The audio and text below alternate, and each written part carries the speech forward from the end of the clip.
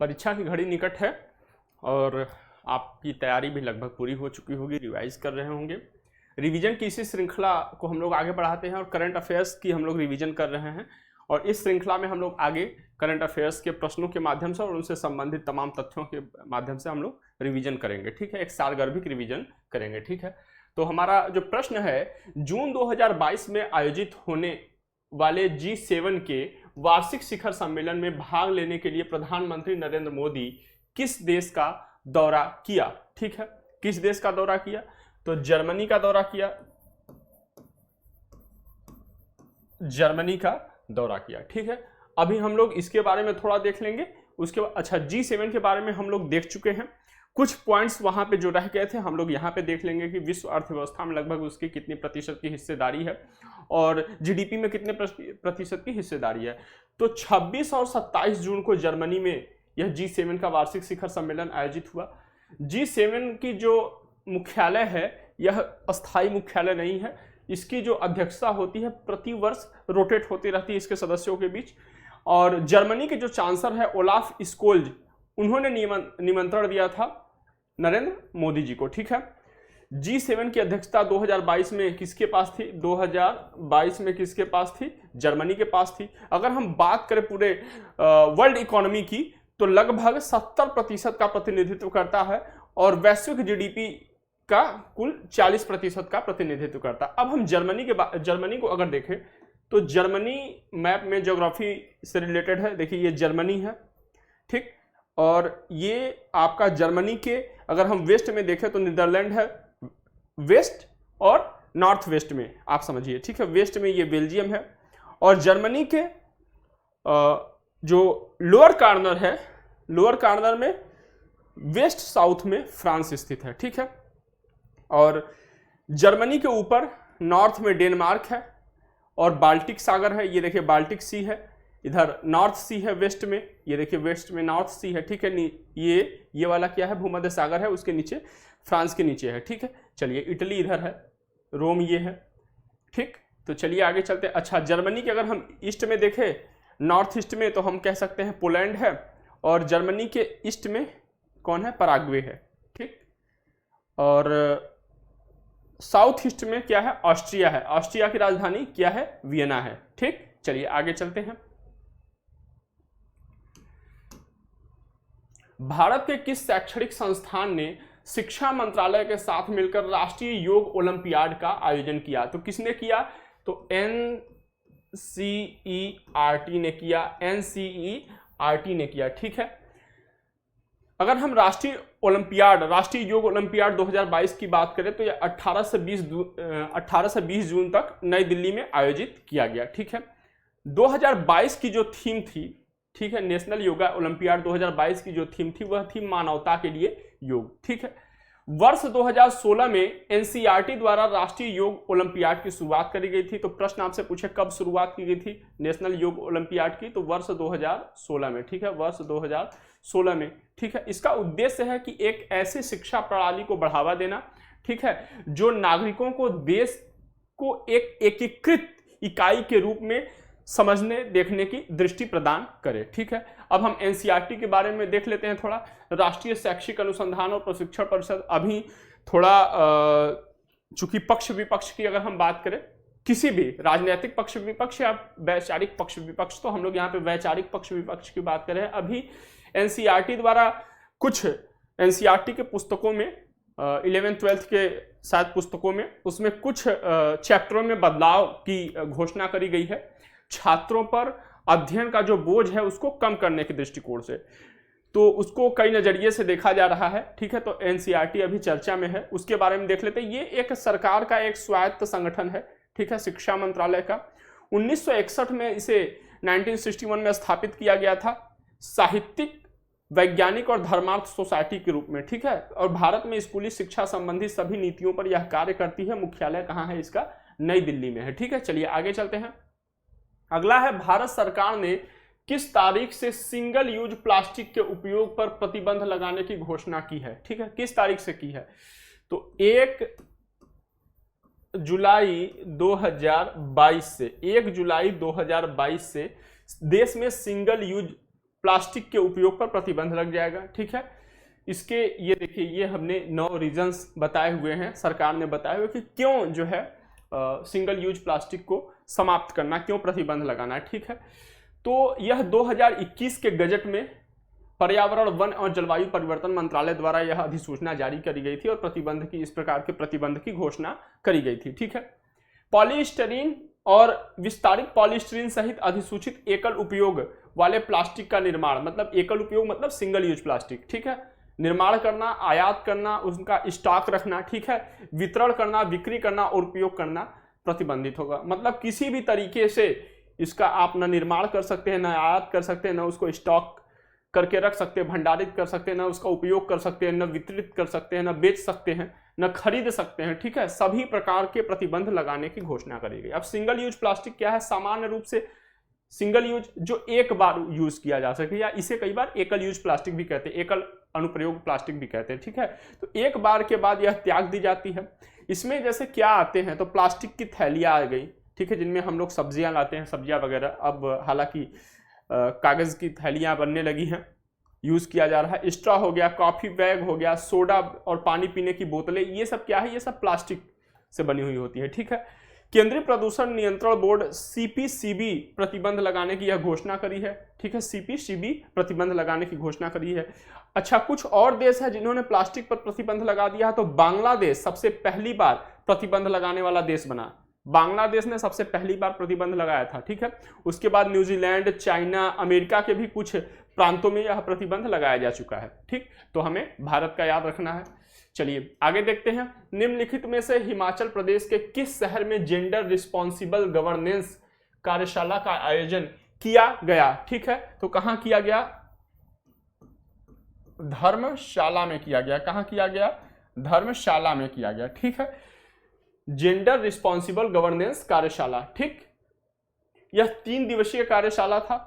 यह कार्यशाला महिला आयोग और लाल बहादुर शास्त्री प्रशासन अकादमी, ठीक है, जिसे लबासना कहते हैं, उसके संयुक्त प्रयासों से यह कार्यक्रम हुआ। इसकी जो मुख्य अतिथि थी, यह पूछ सकता है, यूपी स्पेशल से भी रिलेटेड है, उत्तर प्रदेश की राज्यपाल श्रीमती आनंदीबेन पटेल थी।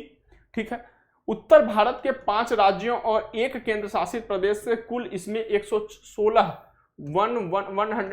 महिला विधायकों ने इसमें भाग लिया था। ठीक है, उत्तर भारत के 5 और 1 केंद्र शासित प्रदेश।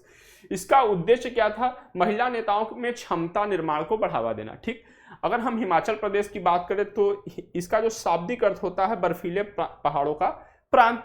हिमाचल प्रदेश को देवभूमि भी कहते हैं। 1956 में केंद्र शासित प्रदेश के रूप में यह गठित हुआ था और 1971 में भारत का यह क्या बना? 18वां राज्य बना। ठीक है, 1971 में 18वां राज्य बना।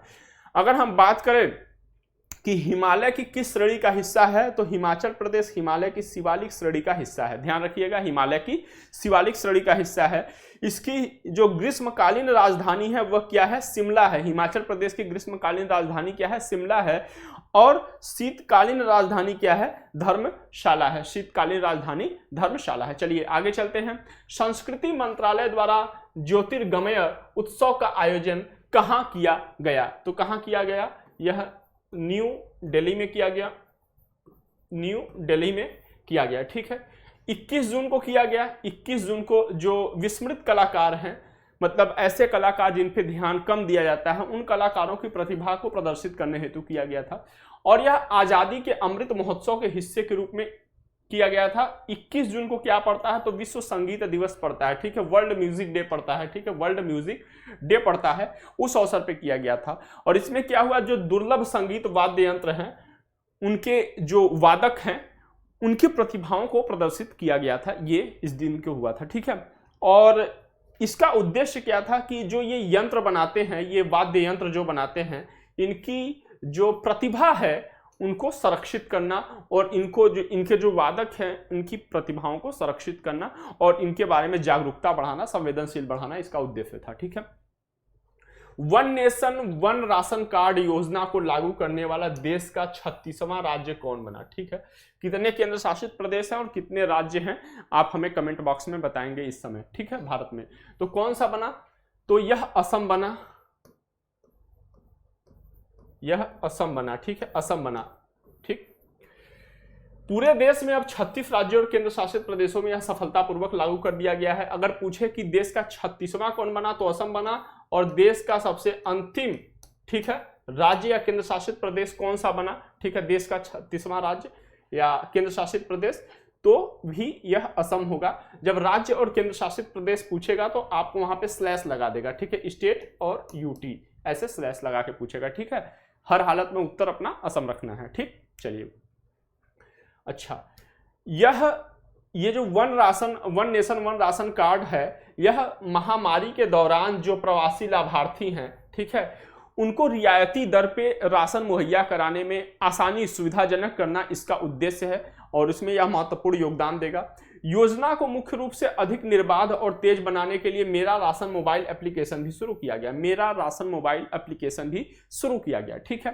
एक राष्ट्र एक राशन कार्ड जो योजना है, यह उपभोक्ता मामले, खाद्य और सार्वजनिक वितरण मंत्रालय द्वारा 2019 में शुरू किया गया था, ठीक है, 2019 में शुरू किया गया था और स्वर्गीय रामविलास पासवान जी के नेतृत्व में, ठीक है। इसका उद्देश्य है राष्ट्रीय खाद्य सुरक्षा अधिनियम के तहत देश में कहीं भी जो सभी प्रवासी भारतीय हैं उनको सब्सिडी वाले खाद्यान्न की परेशानी मुक्त डिलीवरी सुनिश्चित करना इसका उद्देश्य है। अगर हम लोग राष्ट्रीय खाद्य सुरक्षा अधिनियम 2023 की बात करें तो यह 2013 में लाया गया और जो सतत विकास SDG, UN का, यूनाइटेड नेशन का जो SDG इंडेक्स है, SDG, ठीक है, सस्टेनेबल डेवलपमेंट गोल जो है, इसका गोल नंबर 2, ठीक है, जो कि भूखमरी से रिलेटेड है। पहला किससे संबंधित है, पहला गरीबी से संबंधित है, ठीक है, पहला गरीबी से संबंधित है। तो ये जो दूसरा क्या है, दूसरा भूख से संबंधित है, ठीक है। तो उसको समाप्त करने के लिए 2030 तक उसको समाप्त करने के लिए और खाद्य सुरक्षा उपलब्ध कराने के यह अनुरूप है, ठीक है। कौन, राष्ट्रीय खाद्य सुरक्षा अधिनियम। मध्याह्न भोजन योजना, ध्यान से देखिए, मध्याह्न भोजन योजना, सार्वजनिक वितरण प्रणाली और एकीकृत बाल विकास सेवाएं, ठीक है, इस अधिनियम के तहत शामिल होती हैं, ठीक। चलिए आगे, इस अधिनियम द्वारा प्रशासित होती हैं या इस अधिनियम को कवर करती हैं, ये इसका मतलब है। चलिए आगे चलते हैं। हाल ही में खुफ्सगुल झील राष्ट्रीय उद्यान को यूनेस्को द्वारा बायोस्फीयर रिजर्व के विश्व नेटवर्क में शामिल किया गया। यह कहां स्थित है, ठीक है, तो यह कहां स्थित है, तो यह मंगोलिया में स्थित है, मंगोलिया में स्थित है, ठीक है, यह मंगोलिया में स्थित है। ये आपका मंगोलिया है, ठीक है, ये मंगोलिया। अभी हम लोग यहाँ पे थोड़ा देख लेते हैं, उसके बाद उसके बारे में देख लेंगे। तो man and biosphere programme, MBP, ठीक है, MBP एक अंतर सरकारी वैज्ञानिक कार्यक्रम है, ठीक है। इसकी स्थापना 1970 के दशक की शुरुआत में किसके द्वारा करी गई थी, यूनेस्को के द्वारा करी गई थी। इसका जो प्राथमिक उद्देश्य है लोगों और उनके वातावरण के बीच संबंध बढ़ाने के लिए वैज्ञानिक आधार स्थापित करना। जो व्यक्ति हैं, जो किसी भी समाज के व्यक्ति हैं और जहां पे वो रहते हैं, उनका जो वातावरण है, उनमें क्या है कि संबंध बढ़ाने के लिए एक वैज्ञानिक आधार की पुष्टि करना, वैज्ञानिक आधार तैयार करना, ये है। अब देखिए, जो खुफ्सगुल झील है, ये उत्तरी मंगोलियाई प्रांत खुफ्सगुल में रूस की सीमा के पास स्थित है, ठीक है। अब यहां पे हम लोग देख लेते हैं। देखिए, ये देखिए चाइना है, ये चाइना है, ये देखिए, ये चाइना का विस्तार ये है आपका, ये क्या है, अगर हम ये देखें तो वेस्ट, साउथ वेस्ट है, ये देखिए साउथ वेस्ट से लेकर ये पूरा ये चाइना है, आपके ईस्ट तक आ गया है, ये पूरा चाइना है, ठीक है। और ये इधर पूरा रसिया है, ये इधर पूरा, ये पूरा रसिया है, ठीक। अब अगर कभी आपसे पूछे कि क्या कजाकिस्तान से मंगोलिया की सीमा स्पर्श करती है, तो नहीं, स्पर्श नहीं करती है। यहां पर क्या है, यहां पर ये चाइना का बॉर्डर है, ठीक है, ये चाइना का बॉर्डर है, ठीक। अब अगर हम लोग देख ले, कई बार इससे प्रश्न आ जाता है। देखिए, जो पाकिस्तान है सबसे नीचे, फिर अफगानिस्तान है, ठीक है, अफगानिस्तान, ये देखिए तुर्कमेनिस्तान है, अफगानिस्तान के ऊपर, तुर्कमेनिस्तान के ऊपर उज्बेकिस्तान है, और उज्बेकिस्तान के ठीक पूर्व में क्या है, किर्गिस्तान है, और उज्बेकिस्तान के ऊपर कजाकिस्तान है, ठीक है। जो किर्गिस्तान और उज्बेकिस्तान दोनों से सीमा साझा करता है कजाकिस्तान, ठीक है। और ये आप सी ऑफ जापान है, इसके बारे में हम लोग, इस चाइना सी हम लोग जब साउथ कोरिया के बारे में देख रहे थे तब हम लोगों ने, ठीक है, जहाँ पे कि इंडिया सेंटर की शुरुआत करी गई थी साउथ कोरिया में, तो उस समय जब हम लोग देख रहे थे तो इस क्षेत्र के बारे में हम लोगों ने देख लिया था, ठीक है। अब मंगोलिया के मीठे पानी का 70% का ये स्रोत है, कौन सा, खुफ्सगुल झील, ठीक है। जो मंगोलिया में जो 70% पानी है, मीठा पानी है उसका स्रोत है, ठीक है। और क्षेत्रफल की दृष्टि से मंगोलिया की दूसरी सबसे बड़ी झील है, ठीक है, खुफ्सगुल झील, ठीक है। चलिए हम लोग आगे चलते हैं। श्रमिकों के कौशल विकास को बढ़ावा देने के लिए किस मंत्रालय ने निपुण नामक एक अभिनव परियोजना पहल शुरू की है, ठीक है। तो आवास एवं शहरी कार्य मंत्रालय, आवास एवं शहरी कार्य मंत्रालय ने यह शुरू की है, ठीक है। आवास एवं शहरी कार्य मंत्रालय, ministry of housing and urban affairs, ठीक है। नई दिल्ली में इसका शुभारंभ किया गया। यह श्रमिकों को कौशल प्रशिक्षण के लिए यह राष्ट्रीय पहल है, नई दिल्ली में इसका शुभारंभ किया गया। जो दीनदयाल अंत्योदय योजना राष्ट्रीय शहरी आजीविका मिशन की तहत ही यह कार्यक्रम शुरू किया गया, ठीक है। 1 लाख से अधिक निर्माण श्रमिकों को नए कौशल और अपस्किलिंग से क्या किया जाएगा, इसमें अपग्रेड किया जाएगा ताकि उन्हें विदेशों में भी काम करने के अवसर मिले, ठीक है। इनको बेहतर नौकरी मिल सके और उनकी मजदूरी बढ़ाने के लिए इसमें, जैसे कि कई बार क्या होता है कि अगर हम किसी चीज़ से अपडेट रहते हैं, किसी टेक्नोलॉजी से, किसी ज्ञान से, ठीक है, तो कई बार वो सैलरी भी बढ़ाने में मदद करता है। तो इसी प्रकार से इनकी मजदूरी बढ़ाने और यहाँ तक कि विदेशी प्लेसमेंट के लिए भी उनको तैयार करना इसका उद्देश्य है। चलिए आगे चलते हैं।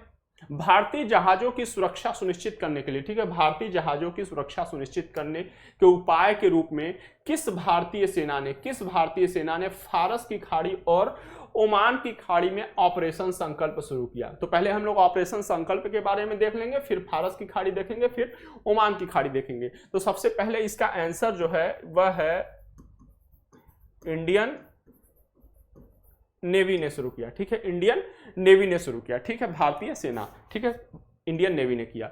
अब ऑपरेशन संकल्प क्या है, ठीक है। ओमान की खाड़ी में जो व्यापारी जहाज हैं उन पे हमले के बाद इस क्षेत्र में जो भारतीय व्यापारी जहाज थे उन पे हमलों के बाद ओमान की खाड़ी में इस क्षेत्र में 19 जून 2019 को ऑपरेशन संकल्प शुरू किया गया। इनकी किसके लिए? भारतीय व्यापारिक जहाजों की सुरक्षा के लिए, ठीक है। यह होर्मुज जल डबरू मध्य, अब हम लोग आगे जब देखेंगे तो हम लोग होर्मुज जल डबरू मध्य के भी बारे में देखेंगे, होर्मुज स्ट्रेट के बारे में भी हम लोग देखेंगे उसी समय, ठीक है, अभी जस्ट अगले स्लाइड में, ठीक है। तो होर्मुज जल मध्य से गुजरने वाले भारतीय ध्वज वाले जहाजों को सुरक्षित मार्ग प्रदान करेंगे। यदि कोई होर्मुज स्ट्रेट से कोई जहाज गुजर रही है और उसके पास भारतीय ध्वज है, उस पर लगा हुआ भारतीय ध्वज लगा हुआ है, तो उसको क्या करेंगे, एक सुरक्षित मार्ग को सुनिश्चित करेंगे। इनका उद्देश्य है ऑपरेशन संकल्प। यह ऑपरेशन विदेश मंत्रालय, जहाज रानी मंत्रालय, रक्षा मंत्रालय और पेट्रोलियम और प्राकृतिक गैस मंत्रालय सहित अन्य हितधारकों के साथ मिलकर चलाया जा रहा है। तो किस किस मंत्रालय का है? विदेश मंत्रालय का है, जहाज रानी मंत्रालय का है, रक्षा मंत्रालय का और पेट्रोलियम और प्राकृतिक गैस मंत्रालय के साथ विभिन्न हितवर्धक समूह भी इससे जुड़े हुए हैं, ठीक है। अब हम लोग आगे देख लेते हैं। अब हम लोग देखेंगे फारस की खाड़ी। तो फारस की खाड़ी पर्सियन गल्फ, देखिए ये है। जब हम लोग पर्सिया या फारस के बारे में बात कर रहे थे तो हम लोगों ने थोड़ी सी इसके बारे में बात करी थी, ठीक है। जो ईरान है पहले उसका नाम क्या था? पर्सिया या फारस था, तो इसी के नाम पे इसका पर्सियन गल्फ नाम पड़ा है। तो ये देखिए पर्सियन गल्फ है, ठीक है। पर्शियन गल्फ को कई बार हम अरब की खाड़ी भी कहते हैं, तो पर्शियन गल्फ को अरब की खाड़ी कहते हैं। हिंद महासागर का एक उथला सीमांत क्षेत्र है, ठीक है, हिंद महासागर का एक सीमांत क्षेत्र है, ध्यान रखना है। यह अरब प्रायद्वीप और दक्षिण पश्चिमी ईरान के बीच स्थित है। देखिए ये देखिए क्या है, ये अरब प्रायद्वीप है, अरब पेनिनसुला है, ठीक है, अरब पेनिनसुला है और ये ईरान है, ठीक है, साउथ वेस्ट ईरान हो गया, ये अरब पेनिनसुला है, बीच में है, ठीक है। होर्मुज जल संधि में इसकी चौड़ाई अधिकतम जो है लगभग 340 किमी है और न्यूनतम 55 किमी है। अब होर्मुज संधि की बात आती है, तो ये देखिए, अगर आपसे पूछे कि जो होर्मुज संधि है, यहाँ पे देखिए होर्मुज संधि है, ये वाला क्षेत्र जो होर्मुज संधि है, यहाँ पे अगर हम मैक्सिमम की बात करेंगे तो यह कितना है, 340 किमी है, और मिनिमम की बात करेंगे तो कितना है, यह 55 किमी चौड़ी है, ठीक है। ये जो होर्मुज, ये गल्फ ऑफ ओमान है इधर, ठीक है, गल्फ ऑफ ओमान है, तो ये ओमान का क्षेत्र है। और ये होर्मुज जो है, यहाँ पे दुबई आपको दिख रहा होगा, लेकिन उसके ऊपर थोड़ा सा जो क्षेत्र है यह ओमान का है, ठीक है, ये ओमान का है, ठीक। तो एक तरीके से हम ये कह सकते हैं कि यह ओमान और ईरान को अलग करता है, ठीक है। और किसको किसको जोड़ता है? तो गल्फ ऑफ ओमान को पर्शियन गल्फ से ऐड करता है। ये दुबई है। कई बार यह भी पूछता है कि पर्शियन गल्फ को या फारस की खाड़ी को स्पर्श करने वाले देशों के नाम बताइए, ठीक है। तो ये देखिए कौन कौन से हैं,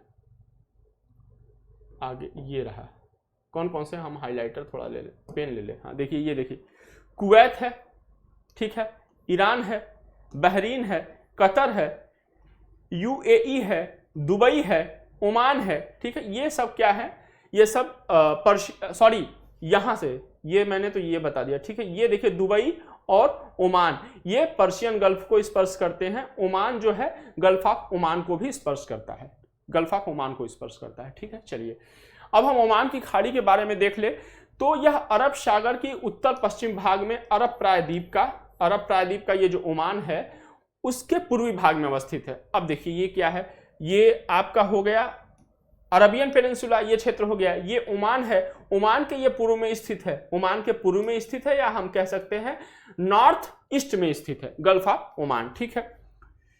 होर्मुज जल संधि के माध्यम से फारस की खाड़ी से जुड़ती है, पहले ही मैंने बता दिया। यह अरब सागर और हिंद महासागर से फारस की खाड़ी में एकमात्र प्रवेश द्वार है, ठीक है। अब इसको देखिए, इधर ये अरबियन सी है, अब हमको पर्शियन गल्फ में जाना है, अगर हमको पर्शियन गल्फ में जाना है, ठीक है। यह अरेबियन सी है और हमको पर्शियन गल्फ में, अरेबियन सी है, ये अरेबियन सी है, अब हमको पर्शियन गल्फ यहाँ पे पहुंचना है, तो केवल यही एक रास्ता है, ठीक है। तो गल्फ ऑफ ओमान एकमात्र प्रवेश द्वार है, होर्मुज की संधि के द्वारा यह पर्शियन गल्फ से जुड़ती है। फारस की खाड़ी के आसपास तेल उत्पादक क्षेत्र के लिए यह एक शिपिंग मार्ग है, ठीक है।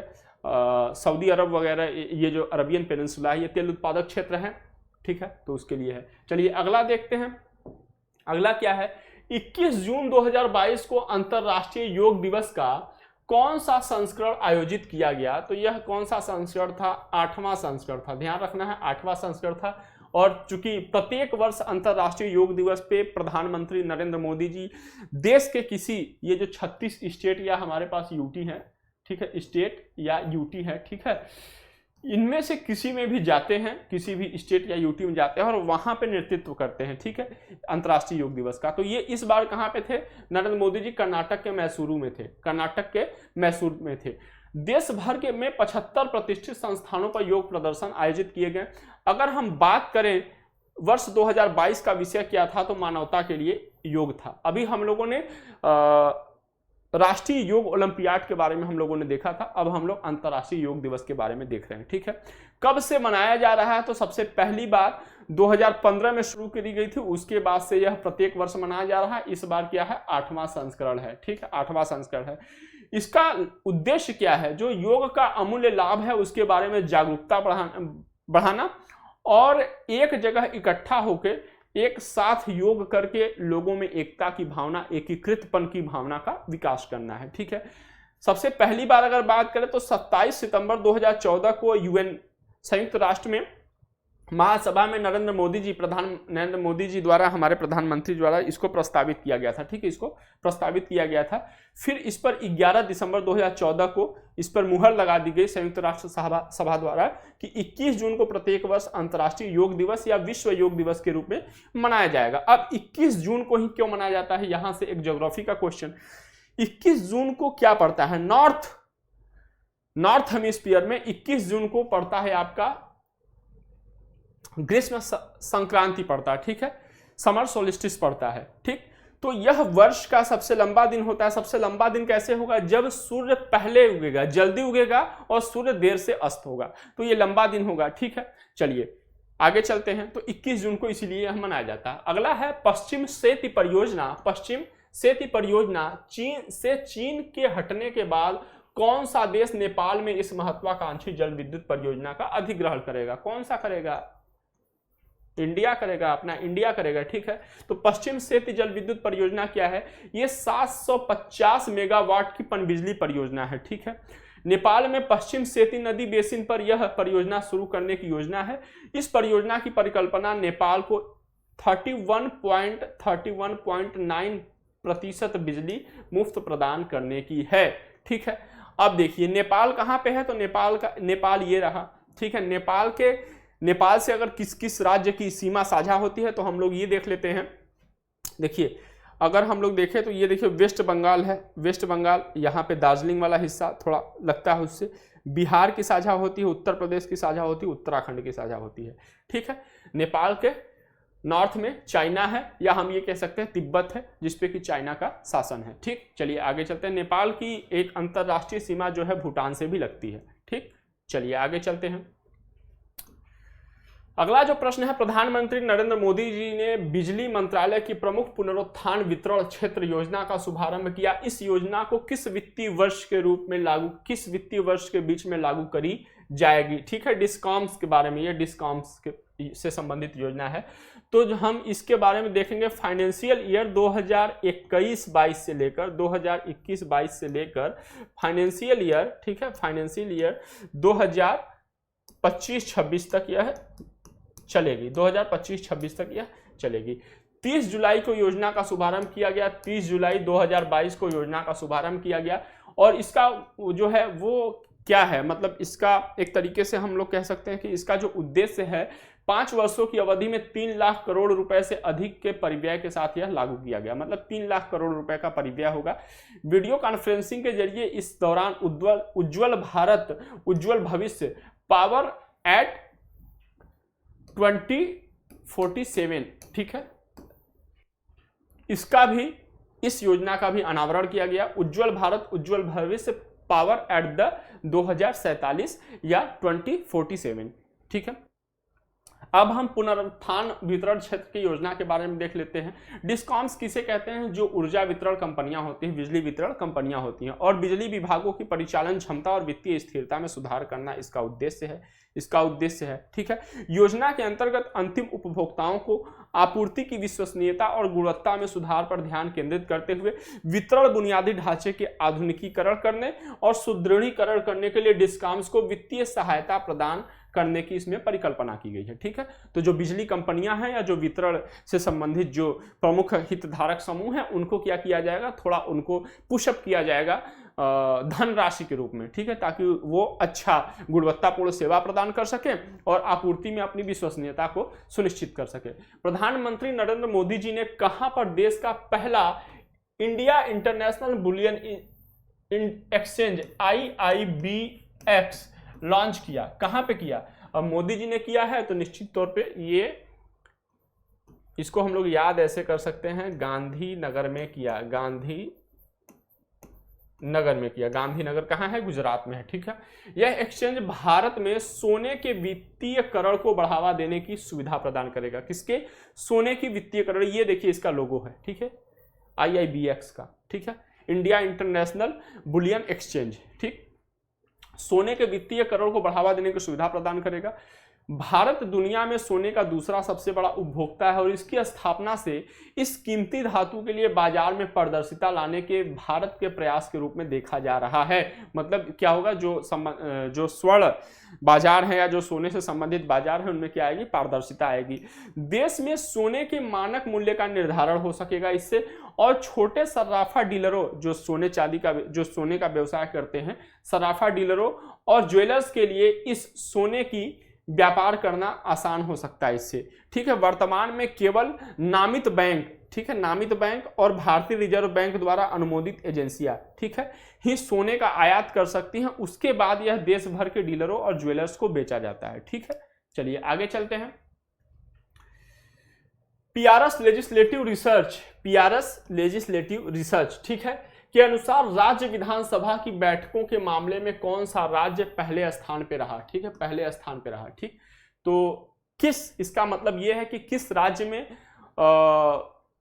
किस राज्य की विधानमंडल में या विधानसभा में सबसे अधिक, ठीक है, बैठकें हुई, नीतिगत बैठकें हुई वर्ष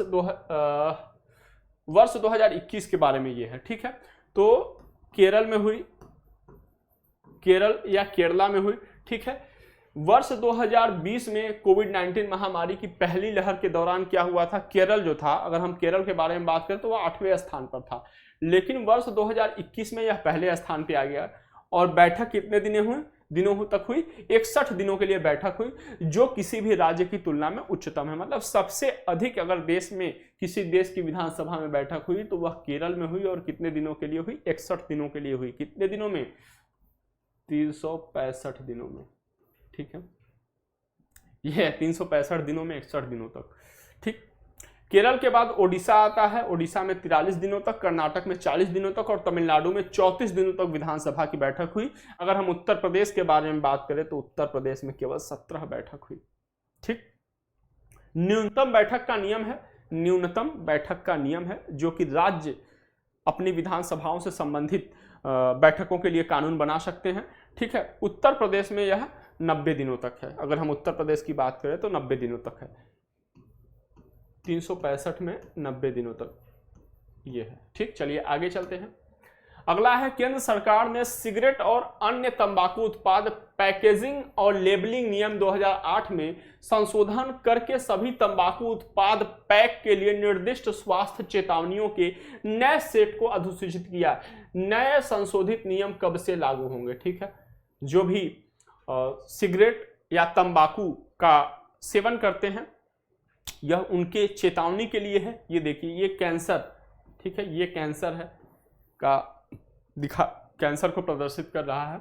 ठीक है, इसका कहना यह है कि जो सिगरेट और अन्य तंबाकू उत्पाद हैं उनको जिस पैकेट में बेचा जाता है, लेबलिंग की जाती है, उन पर संबंधित जो रोग है, ठीक है, उसका उस हिसाब से प्रदर्शित करना है जिससे कि लोग इसका सेवन करने से हतोत्साहित हो। ठीक है, तो यह 1 दिसंबर ठीक है, 1 दिसंबर 2022 से यह, ठीक है, प्रभावी हो गए। 1 दिसंबर 2022 से प्रभावी हो गए। 19 जुलाई को यह संशोधन किया गया था। ठीक है, और इसे नाम क्या दिया गया है? सिगरेट और अन्य तंबाकू उत्पाद पैकेजिंग और लेबलिंग संशोधन नियम 2022 का नाम दिया गया है।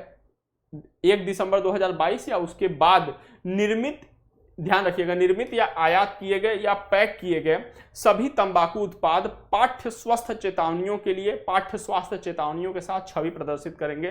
तंबाकू दर्दनाक मौत का कारण बनता है। क्या? तंबाकू दर्दनाक मौत का कारण बनता है, पहली बात। दूसरी बात, सरकार करे न करे, मान लीजिए ये सरकार के तो नैतिक कर्तव्य हैं, ठीक है, नैतिक फंडा इनके डीपीएसपी में ऐसा किया गया है, लिखा गया है, तो ये सरकार का नैतिक कर्तव्य है। लेकिन व्यक्तियों का, लोगों का, मतलब प्रत्येक इंसान का भी ये नैतिक कर्तव्य है कि वह अपने स्वास्थ्य के प्रति जागरूक रहे और किसी भी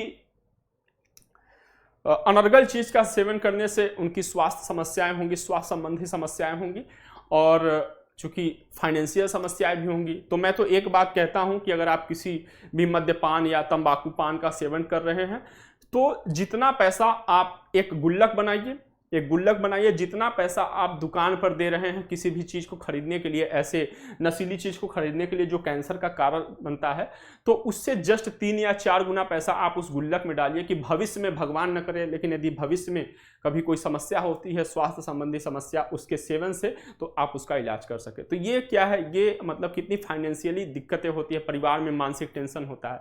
तो प्लीज़ जो लोग सेवन करते हैं वो लोग छोड़ दें, ठीक है। चलिए, वे उत्पाद जो अगले 1 साल दिसंबर के बाद निर्मित या आयात किए गए हैं या पैकेज किए गए हैं, वे पाठ्य स्वास्थ्य चेतावनी के साथ छवि प्रदर्शित करेंगे। तंबाकू उपयोगकर्ता कम उम्र में मर जाते हैं। मतलब जो 1 दिसंबर 2022 के बाद निर्मित होंगे या आयात करेंगे उस पर क्या लिखना है? तंबाकू दर्दनाक मौत का कारण बनता है। लेकिन जो दिसंबर के बाद निर्मित हुए हैं या आयात किए गए पैकेट होंगे उस पर क्या लिखा जाएगा? उस पर लिखा जाएगा तंबाकू उपयोगकर्ता कम उम्र में मर जाते हैं, ठीक है। और अगर इस प्रावधान का कोई दुकानदार उल्लंघन करता है तो यह एक दंडनीय अपराध होगा। चलिए आगे चलते हैं। केंद्रीय मंत्रिमंडल ने हाल ही में भारत संचार निगम लिमिटेड BSNL के साथ किस कंपनी के विलय को मंजूरी दी है? तो इस कंपनी का नाम है, ये देखिए, ये BSNL है और ये है BBNL। तो इस कंपनी का नाम है BBNL, Bharat broadband network limited, Bharat broadband network limited, ठीक है। चलिए, अब इसकी जो विलय होगी, ये जब इसमें मिक्स होगा, विलय होगा, तो इसका संपत्ति का स्वामित्व किसके पास होगा? सरकार होगा, सरकार के पास होगा। और जो BSNL है, BSNL केवल एक कार्यकारी संस्था के रूप में, कार्यकारी शाखा के रूप में सरकार के काम करेगा, ठीक है। इनके विलय की घोषणा अगर हम बात करें पहली बार अप्रैल 2022 में करी गई थी। अब हम BBNL के बारे में देख ले। इसकी स्थापना फरवरी 2012 में करी गई थी। संचार मंत्रालय के अंतर्गत दूरसंचार विभाग द्वारा स्थापित किया गया था। इसी को भारत ब्रॉडबैंड को भारत नेट के नाम से भी जाना जाता है। इसका स्वामित्व तो सरकारी है, तो चूंकि सरकार के पास रहेगा। यह भारत नेट परियोजना को लागू करने के लिए स्थापित किया गया था। किसके लिए? Bharat broadband network limited Bharat net परियोजना को लागू करने के लिए स्थापित किया गया था। अब हम बीएसएनएल के बारे में बात कर लेते हैं। इसकी स्थापना 1 अक्टूबर 2000 को करी गई थी। ठीक है, दूरसंचार विभाग के स्वामित्व में यह भी काम करता है। संचार मंत्रालय के अंतर्गत देश में सबसे बड़ी सरकारी स्वामित्व वाली वायरलेस दूरसंचार सेवा प्रदाता है। ठीक है, तो सबसे बड़ी जब शुरुआत में मोबाइल फोन बहुत प्रचलित हुए थे, इस तो बीएसएनएल का नंबर लेने के लिए, बीएसएनएल का सिम लेने के लिए, ठीक है, इसका जो टैगलाइन है कनेक्टिंग इंडिया, बीएसएनएल का टैगलाइन है कनेक्टिंग इंडिया। तो इसका सिम लेने के लिए कई दिन तक वेट करना पड़ता था, और जब नंबर भी आता था ना उस दिन, तो बहुत लंबी लाइन लगानी पड़ती थी। ठीक है, हाल ही में केंद्रीय कृषि और किसान कल्याण मंत्री नरेंद्र सिंह तोमर द्वारा 11वीं कृषि जनगणना लॉन्च की गई है। यह कितने वर्षों के अंतराल पर आयोजित की जाती है? जनगणना तो सब लोग जानते हैं 10 वर्षों के अंतराल पे की जाती है। ठीक है, 10 वर्षों के अंतराल पे की जाती है। ठीक है, हालांकि कोविड के कारण अभी इस बार का नहीं हुआ। ठीक है, अब हम कृषि जनगणना की बात करें तो यह 5 वर्षों के अंतराल पे की जाती है। प्रत्येक 5 वर्षों के अंतराल पे यह की जाती है। ठीक है, 11वीं कृषि जनगणना होगी एक तरीके से। अच्छा, यहाँ पे हम लोग देख ही लिए। इसका जो कार्य है कृषि जनगणना जो आरंभ होगा अगस्त 2022 में यह आरंभ हो चुका है। ठीक है, पिछले वर्ष अगस्त 2022 में। और पहली बार इसमें क्या किया जाएगा? डेटा संग्रह स्मार्टफोन पे किए जाएंगे और टैबलेट पे किए जाएंगे, ताकि क्या है जो डेटा फीडिंग होगी ना वो समय पर उपलब्ध हो सके। ठीक है, संचालन प्राधिकरण कौन है या नोडल एजेंसी कौन है? तो कृषि एवं किसान कल्याण विभाग, कृषि मंत्रालय इसका नोडल एजेंसी है। 5 वर्षों में आयोजित करी जाती है, हम लोगों ने देख लिया। और क्या हुआ इस बार? कोविड-19 महामारी के कारण विलंब से हुआ, जनगणना भी विलंब से हो रहा है कोविड-19 का, और कोविड-19 के कारण यह भी विलंब से हो रहा है, ध्यान रखिएगा। अच्छा, जनगणना सबसे पहली बार कब किया गया था? 1872 में किया गया था। ठीक है, लेकिन अगर आपसे पूछे 10वीं जनगणना कब से आरंभ किया गया था, तो 1881 से आरंभ किया गया था। अब आप बताएंगे कि भारत में जनगणना का जनक किसे कहा जाता है? कमेंट बॉक्स में। ठीक है, 10वीं जनगणना का या जनगणना का। ठीक है, जिला और तहसील स्तर पर जो रिपोर्ट है वो संबंधित राज्यों और संघराज्य क्षेत्रों द्वारा तैयार की जाती है। पहली बार कृषि जनगणना कब करी गई थी? तो 1970-1971 में करी गई थी पहली बार कृषि जनगणना। अच्छा, कई बार जब आपसे प्रश्न आपसे जैसे मान लीजिए यहीं पे आ गया 1970-1971 का मतलब क्या? आप कहेंगे कि नहीं, क्या 2 साल में करी गई थी? 1970-71 यहाँ पे किसको रिप्रेजेंट करता है? फाइनेंशियल ईयर को रिप्रेजेंट करता है। ठीक है, फाइनेंशियल ईयर को रिप्रेजेंट करता है। तो यह कब से होगा? 1 अप्रैल से 30 मार्च, इसका मतलब है। तो 1 अप्रैल 1970 से लेकर के 30 मार्च 1971 के बीच में यह करी गई थी। ठीक, चलिए, इसका मतलब ये है। भारतीय नौसेना को हाल ही में किस देश से 2 MH-60 Romeo multi role helicopter प्राप्त हुए? ये रोमियो है। ठीक है, ये हेलीकॉप्टर वाला रोमियो है, यूपी वाला नहीं है रोमियो स्क्वाड। ठीक है, अमेरिका, यूएसए से। ठीक है, अब इसके बारे में हम लोग थोड़ा देख लेते हैं। ये है MH-60 रोमियो, यह एक मल्टी मिशन हेलीकॉप्टर है। ठीक है, सिकोर्स्की एयरक्राफ्ट द्वारा इसे तैयार किया गया है। अब देखिए यह कहां इस्तेमाल हो सकता है, किस किस तरीके के? एंटी सबमरीन वारफेयर में इस्तेमाल हो सकता है, एंटी सरफेस वारफेयर में इस्तेमाल हो सकता है, सर्च एंड रेस्क्यू ऑपरेशंस में इस्तेमाल हो सकता है, नेवल गन फायर सपोर्ट के लिए इस्तेमाल हो सकता है, surveillance, communication, relay, logistic support सहित कई मिशनों के लिए यह इस्तेमाल हो सकता है। ठीक है, बिल्कुल वैसे जैसे रोमियो का इस्तेमाल लोग कर लेते हैं। ठीक है, या कर लेती हैं। चलिए, पनडुब्बियों की तलाश के लिए इसे सोनोबाय लॉन्चर और Raytheon advance airborne low frequency dipping sonar से लैस किया गया है, ताकि अगर पनडुब्बी का पता चले ना, पता चलने पे यह क्या कर सके? MK-46 और MK-50 टारपीडो से नष्ट कर सके। मतलब ये जो सोनार वगैरह है, इसमें जो टेक्नोलॉजी लैस करी गई है, ठीक है, यह क्या करेगा कि ऐसे मान लीजिए समुद्र के ऊपर यह उड़ान भर रहा है। ठीक है, तो अगर किसी पनडुब्बी को ढूंढ रहा है अगर इसे पता चल जाता है तो इसमें ऐसा सिस्टम है कि ये यहीं से क्या करेगा, लॉन्च कर देगा मिसाइल और पनडुब्बी को नष्ट कर देगा। ठीक है, ये देखिए टारपीडो है MK-60 और MK-46। इससे युद्धपोत और समुद्री जहाज के खिलाफ यह AGM 119 पेंगुइन और AGM 114 हेयर फायर मिसाइल का इस्तेमाल करता है। ठीक है, तो काफ़ी मल्टी मिशन है, काफ़ी बहुउद्देशीय हेलीकॉप्टर हम इसे कह सकते हैं। ठीक है, MH-60 Romeo multi role helicopter America से प्राप्त हुए। हाल ही में महिला एवं बाल विकास मंत्रालय ने भारत में 6 वर्ष से कम उम्र के बच्चों में स्टंटिंग और अल्प पोषण, ठीक है, कम वजन के प्रसार को प्रतिवर्ष कितना प्रतिशत कम करने का लक्ष्य निर्धारण किया है। ठीक है, ध्यान देना है, तो 2% किया है, 2% प्रतिवर्ष कम करने का लक्ष्य निर्धारण किया। अब देखिए कुपोषण 2 प्रकार के होते हैं, ध्यान रखना है। कई बार जो बहुत मोटे लोग होते हैं ना, उनको भी जो मोटे लोग होते हैं वो भी कुपोषण के ही शिकार होते हैं। सुपोषण होता है, सुपोषण मतलब एक जो उनका बॉडी मास इंडेक्स है ना, BMI, वो बेहतर रहे, वो उस स्टैंडर्ड के अनुरूप हो तो वो सुपोषित होते हैं, लेकिन उस स्टैंडर्ड के अनुरूप नहीं है तो वो कुपोषित है। कुपोषित व्यक्ति पतले भी हो सकते हैं और मोटे भी हो सकते हैं। ठीक है, चलिए अब देख लेते हैं थोड़ा इसके बारे में, महत्वपूर्ण है। 0 से 6 वर्ष आयु वर्ग के बच्चों में अल्प पोषण से बचाव और इनमें कुल 6% तक यानी प्रतिवर्ष 2% की दर से कमी लाना है। 6 से लेकर 59 माह के बच्चों में एनीमिया के प्रसार को प्रतिवर्ष 3% की दर से कमी लाना है। 15 से 49 वर्ष की किशोरियों में गर्भवती और धात्री माताओं में, किशोरियों में गर्भवती और धात्री माताओं मतलब जो माताएं स्तनपान कराती हैं, उनमें एनीमिया के प्रसार में क्या करना है, प्रतिवर्ष 3% की दर से कमी लाना है।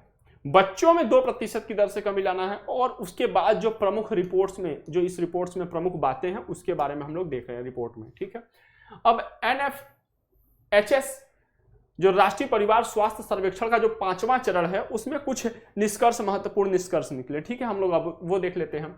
अगर अविकसित बच्चों की संख्या बात करें कि सबसे अधिक कहां है तो वो मेघालय में है। ठीक है, भारत के किस राज्य में अविकसित बच्चों की संख्या है या कुपोषित बच्चों की सबसे अधिक संख्या है तो वो मेघालय में है। कुल कितना है, 46.5%, मतलब 46.5% है। उसके बाद दूसरा स्थान किसका है, बिहार का है, लगभग 43% या 42.9%। महाराष्ट्र में 25.6% क्या है, चाइल्ड वेस्टिंग या बच्चों में निर्बलता पाई जाती है, जो सबसे अधिक है, निर्बलता सबसे अधिक है। उसके बाद कहां पे है, गुजरात में है।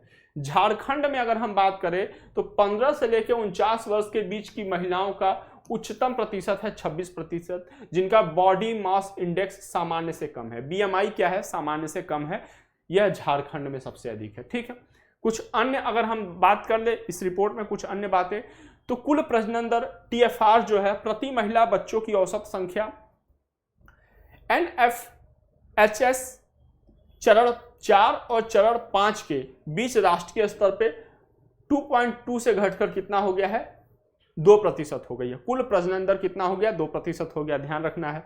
समग्र गर्भ निरोधक प्रसार देश में 54% से बढ़कर कितना हो गया है, 67% तक हो गया। CPR या गर्भ निरोधक प्रसार दर, ठीक है, 54% से बढ़कर 67% हो गया है। भारत में संस्थागत जन्म, ठीक है, 79% से बढ़कर 89% हो गया है। ठीक है, संस्थागत जन्म मतलब स्वस्थ, और मतलब स्वस्थ हम क्या कह सकते हैं, मतलब स्वस्थ डिलीवरी, हेल्दी डिलीवरी, हेल्दी स्थान पर डिलीवरी, हेल्दी परिवेश में डिलीवरी। ठीक है, हॉस्पिटल्स वगैरह हम लोग इसमें शामिल करेंगे। ठीक है, महिलाएं, अगर हम 15 से 49 वर्ष की महिलाओं के बारे में देखें तो बॉडी मास इंडेक्स क्या है, सामान्य से कम है।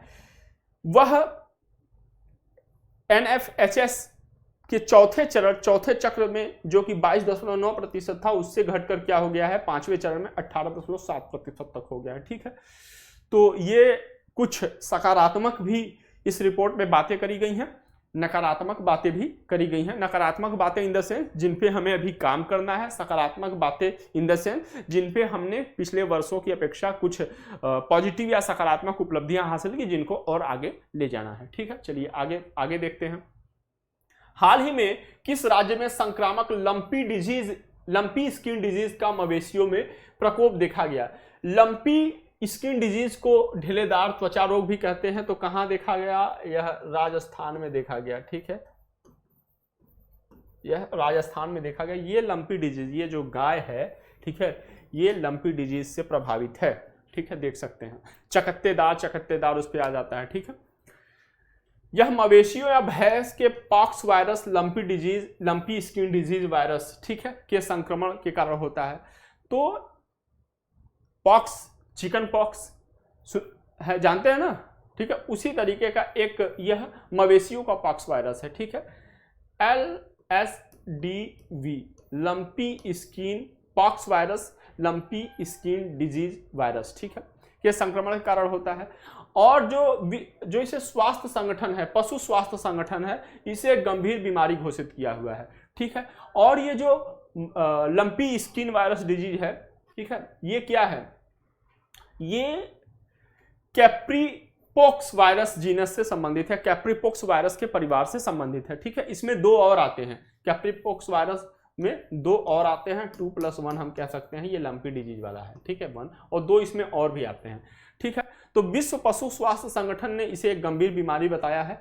अब हम मुख्य लक्षण अगर देखें तो जानवरों में बुखार आ जाता है, आंखों और नाक से स्राव होता है, ठीक है, मुंह से लार आता है, पूरे शरीर में गांठ जैसे नरम छाले पड़ जाते हैं, दूध उत्पादन में कमी आ जाता है, खाने में कठिनाई होती है, और कभी कभी इससे क्या होता है, जानवरों की मौत हो जाती है। राजस्थान में 1000 से अधिक मवेशी इसी कारण मृत हो गए, सरकारी डेटा है ये। ठीक है, चलिए, वायरस आसानी से खून चूसने वाले, अब ये प्रसारित कैसे होते हैं? खून चूसने वाले कीड़ों जैसे मच्छरों, मक्खियों और टिक्कों और लार और दूषित पानी तथा भोजन के माध्यम से यह फैलता है। ठीक है,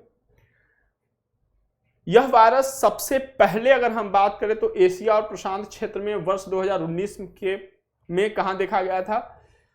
उत्तर पश्चिम चीन में देखा गया था, बांग्लादेश और भारत में सामने आया था। सबसे पहले कब आया था? भारत में भी सामने 2019 में आया था।